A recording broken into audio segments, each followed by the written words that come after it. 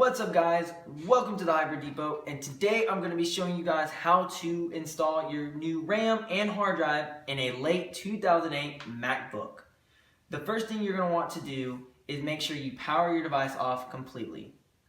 And before you go on to any other steps, make sure you have the proper tools with you. Today we're just going to be using a small Phillips and a small security Torx. What you're going to want to do after you've powered down your device, you want to flip it over to the back side and see your back plate. You'll notice there's a small tab here, and you push it down, pull up, and it releases the lower back plate. The back plate does have instructions if you do ever get lost. The next thing you want to make sure is your tab is still up, and to remove your battery, you have to have your tab up. So you will safely remove your battery and set that aside. Once you've done so, you can locate all the 8 screws that you need to remove in order to take off the rest of the back plate.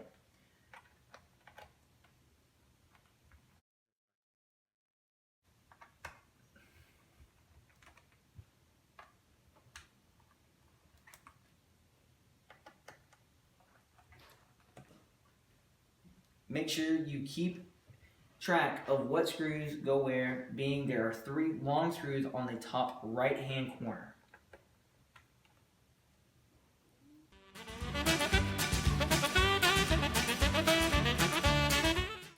Once you have successfully removed all the screws, make sure you keep in order which screws went where. Now that you've done that, you can pull on your tab gently to release the back plate from your MacBook. You can go ahead and set it aside. Some people probably have dust all in this. Best bet just to clean it and keep up with it. Make it look pretty. Once you've done this, you have exposed your RAM. Your hard drive is already exposed, and the only way to release it is to make sure you take this one screw out that holds a side plate on the hard drive. Once you've removed your side plate, set that aside, you can now pull the tab on your hard drive and disconnect the SATA cord.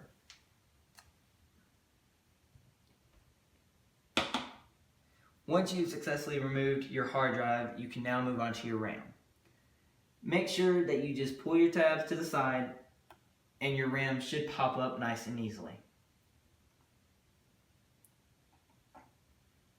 Pull the tabs again to release the second one and make sure it slides out nicely. Now that you've removed all the components that you need to remove, now we can start installing our new ones. We'll go and we have a 4 GB kit from OWC, straight Mac parts, and we will install the bottom one first. Make sure you line it up in an angle, and it ensures it clicks all the way in before you push down to lock it in place. Next we'll go with our top piece, and the same thing in an angle, and then push down to ensure it locks in. Once you have your RAM locked in, now we can move on to the hard drive.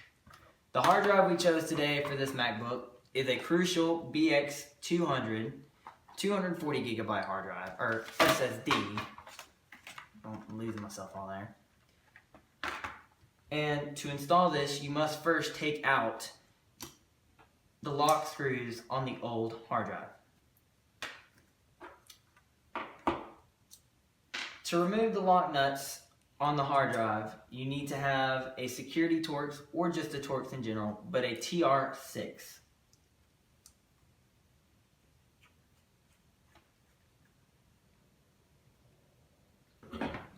Once you've removed all the security Torx, now you can put them on your new SSD.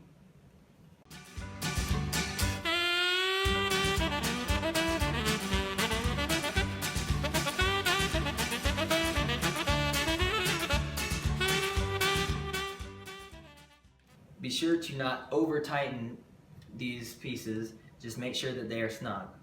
Once then, you can connect your new SATA drive to your SATA connector, and to ensure that the pieces fall right into place where they're supposed to go and pop straight in. Once then, you can reinstall the hard drive bar.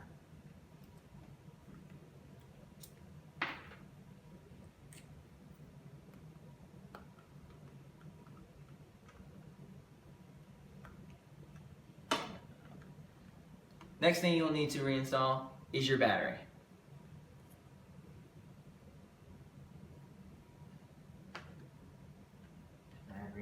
First.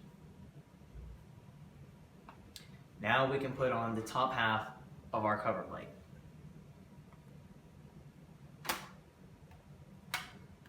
There's no locks or anything, it should just fall straight on. Make sure that your tab is up, and to make sure that you kept in track what screws go where.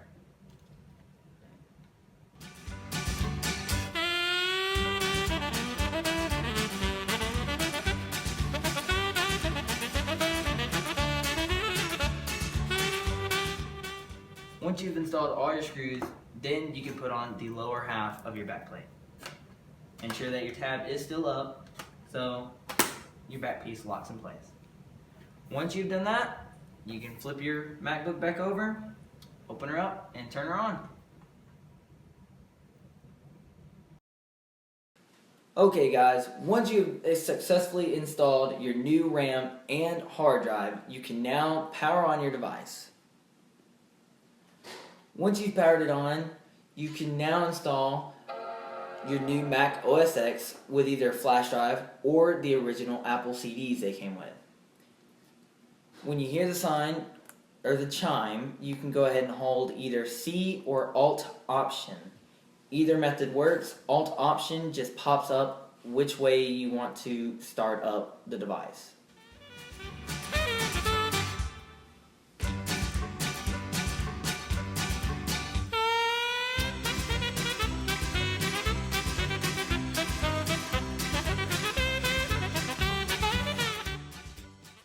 Once your Mac OS X pops up, you can now continue to install it on your newly installed device.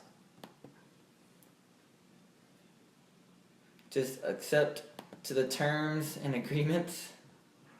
Go ahead and hit agree. And now it's going to tell you what drive do you want to install your new Mac OS X on. Now, for those of you who do not see any other hard drives pop up besides your actual boot or your Mac OS X, don't freak out. It's okay, because what you'll have to do is just backtrack a little bit.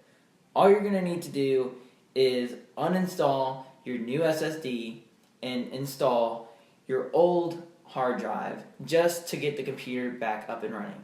All you're going to do is take a SATA to USB cord, plug it into your SSD, and just format that hard drive to a Mac journal. Once you have done that, you can then reinstall your SSD, and then your computer should recognize it as it does on our screen right here. Then, once you see your hard drive, you can then click on it and hit continue, and it should start installing your Mac OS X.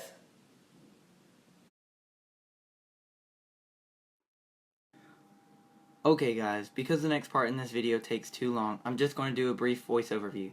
So once your OS X is finished installing on your new SSD drive, you'll be prompted to a new MacBook startup screen.